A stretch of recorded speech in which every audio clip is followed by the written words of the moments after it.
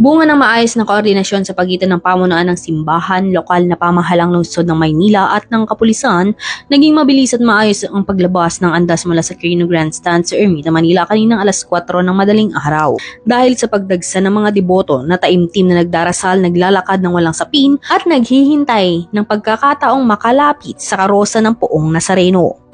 Ayon sa mga tagapangasiwa, mahigpit na binabantayan ang galaw ng prosesyon upang maiwasan ang aksidente, lalo na sa mga bahaging may matinding siksikan. Nakaantabay sa paligid ng mga kapulisan, rescue teams, medical personnel at mga volunteer upang agad na tumulong sa mga debotong nahihilo o nangangailangan ng medikal na atensyon.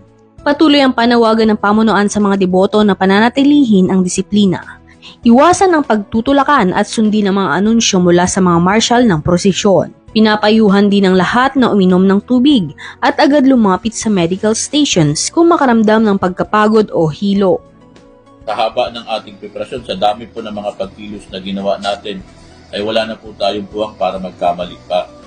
Sabi nga natin, ito lang po ay magtatagumpay kung yung ating pong mga deboto ay makikita sa ating mga panawagan. Nandiyan po yung mga pulis natin para bantayan, at saka yung iba nating mga ahensya ng gobyerno para bantayan lamang po yung kaayusan at kaligtasan po ng ating Nazareno 2026. Kaya nga po, patuloy natin pinapaalala sa kanila na sumunod po tayo sa panawagan ng simbahan. Itong panahon po na ito po yung panahon ng pagdinilay-nilay natin. Ipakita po natin yung ating mataas na antas po ng pananampalataya sa ating lumika.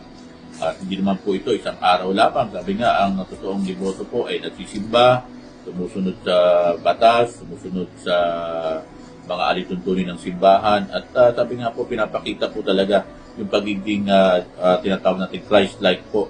Yun po yung talagang totoong deboto. Samantala, nananatiling sarado ang ilang pangunahing kalsada na dinaraanan ng traslasyon at patuloy ang pagpapatupad ng traffic rerouting sa mga kalapit na lugar.